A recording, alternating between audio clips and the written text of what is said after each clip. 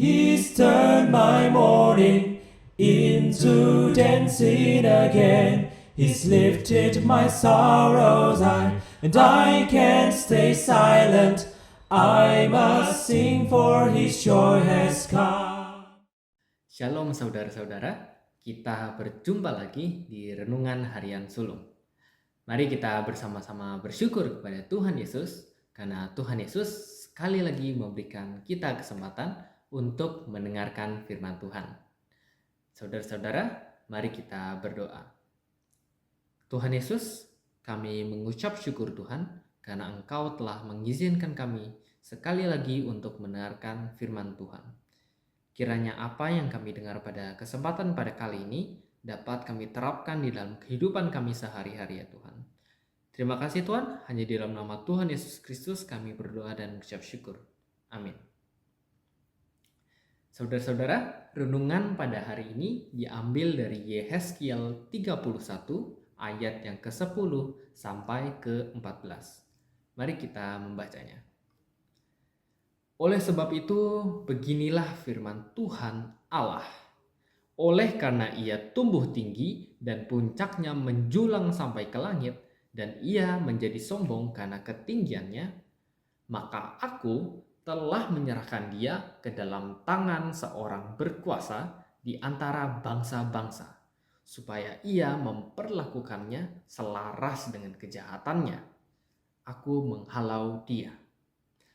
Orang-orang asing, yaitu yang paling ganas di antara bangsa-bangsa, akan menebang dia dan membiarkannya.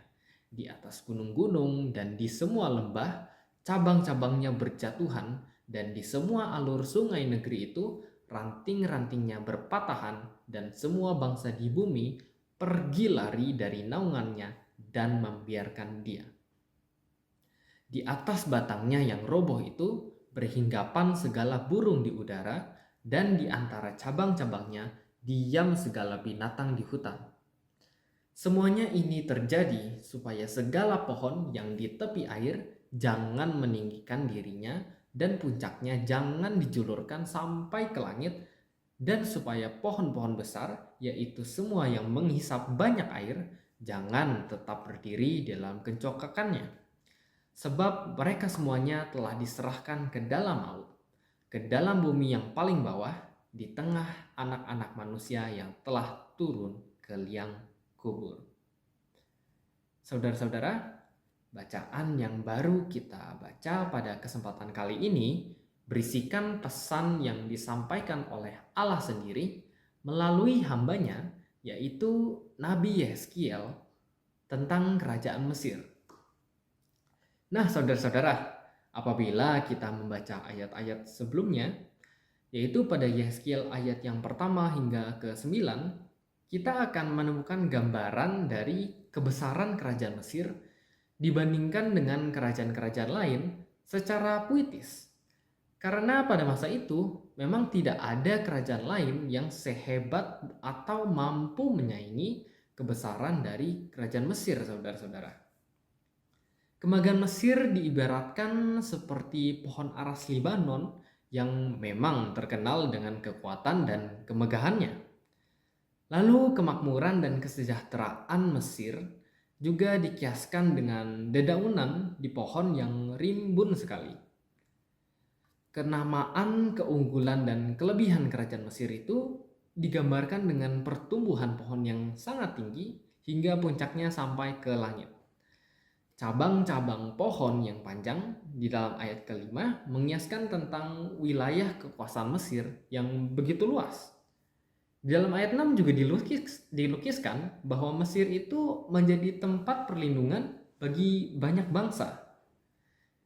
Nah, tapi saudara-saudara, dari ayat ke-9 dari bacaan tadi disebutkan bahwa sebenarnya Tuhanlah yang memungkinkan semua kebesaran dan kehebatan itu terjadi di dalam kerajaan Mesir.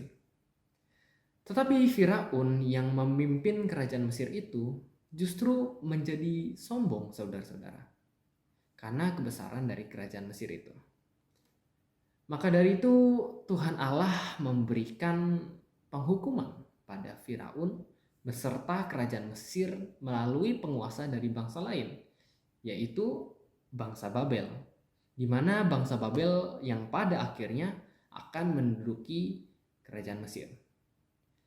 Saudara-saudara, tidak jarang terjadi apabila kemakmuran, kekayaan duniawi, atau kekuatan, kemampuan, keterampilan jasmani, atau kepopuleran, reputasi dari seseorang itu menanjak, maka cara orang itu berpikir terhadap dirinya sendiri juga ikut semakin tinggi.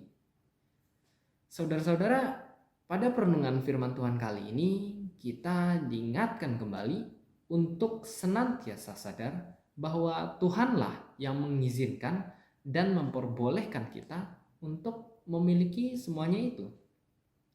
Kita sudah seharusnya mengakui berkat, anugerah, dan karya kebesaran Allah sebagai sumber atas kemajuan atau keberhasilan apapun yang kita alami. Saudara-saudara, tidak berhenti pada bersyukur saja, kita juga perlu untuk rendah hati dengan apa yang telah Tuhan berikan di kehidupan kita, baik di hadapan Allah maupun di hadapan sesama manusia. Kiranya perenungan pada hari ini membawa kita semakin sadar akan kebesaran Allah dan menggerakkan kita untuk semakin mengakui karya Tuhan Allah di dalam kehidupan kita. Mari kita bersama berdoa. Tuhan Yesus, terima kasih Tuhan atas firman yang Engkau telah berikan kepada kami pada kesempatan kali ini Tuhan. Tuhan, kami adalah manusia yang berdosa Tuhan. Mungkin kami seringkali sombong Tuhan atas kemampuan, atas keberhasilan yang kami miliki ya Tuhan. Tuhan, melalui perenungan kali ini kami ingin semakin sadar bahwa Engkaulah yang memberikan kami keberhasilan atau kemakmuran atau kehebatan itu semua Tuhan yang memberikan kepada kami. Kiranya Engkau terus mengingatkan kami untuk terus tunduk kepadamu ya Tuhan.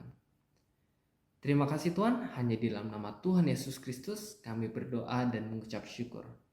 Amin. Joy has come.